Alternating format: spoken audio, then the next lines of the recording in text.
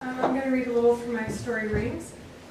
And at the point where I'm going to start reading, my grandfather's just died and the whole family is in Colorado for the funeral.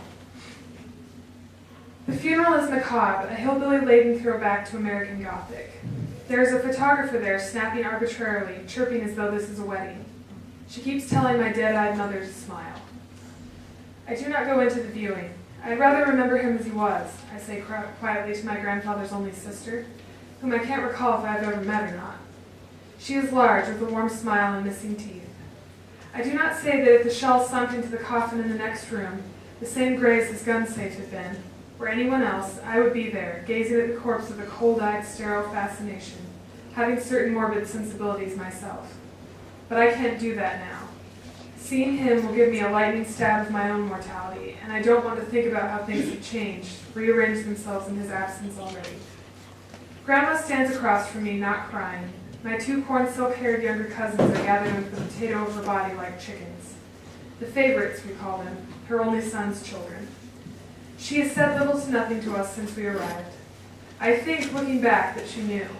She knew exactly what she was doing and how cold it was, cold as the body of her dead husband in the next room over.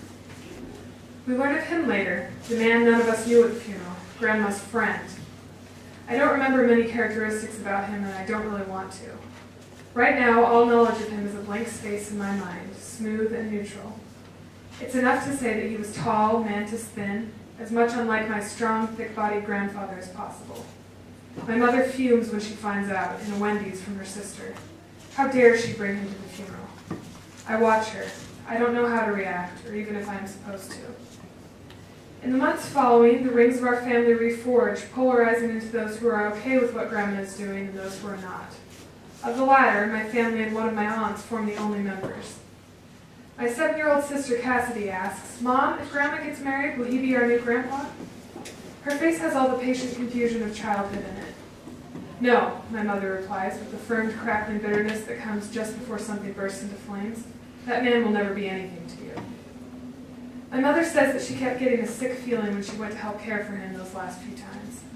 She kept going out and leaving him, and I knew something was wrong then. She tells how he begged, even cried at the end. He knew she was screwing around on him.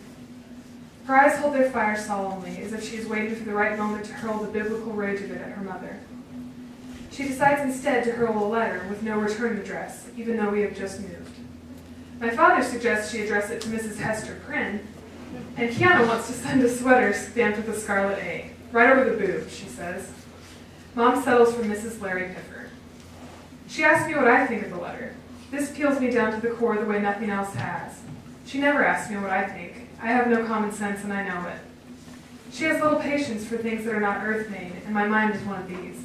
She tells me what she thinks, but she is asking now. I like it, I say. It's straightforward. It tells her how you really feel. How do you feel about it? This is the first time she's asked me in person, I think. I'm not angry like Kiana, I say. This is true. Kiana did not invite Grandma to her graduation. Mom scolds her for calling my grandmother's, I can't think of the name, Joe the Hoe. I'm just surprised, mostly, but that isn't everything. I never thought she would do something like this. How do you think I feel? This is the woman who raised me to be a moral person, and she's doing the things she always taught me were wrong. It's pretty pathetic when you can say your grandma's getting more than you, I say, my smile held in reserve until I see hers. I want to take some of the betrayed heaviness out of her eyes. And finally, she does laugh. "Do you want to talk?"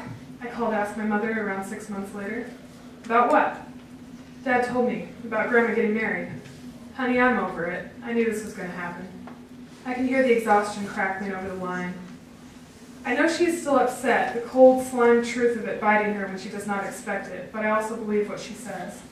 Since she stopped talking to Grandma almost a year ago, it seems as though the healing suture of distance and time has sewn up what she can never forgive. "Just do me a favor," I say. "Don't go psycho when you get old." "Honey, if I ever do anything like that, shoot me. I'm serious." She isn't laughing, but the dark fatality has slipped out of her voice, almost without either of us knowing it.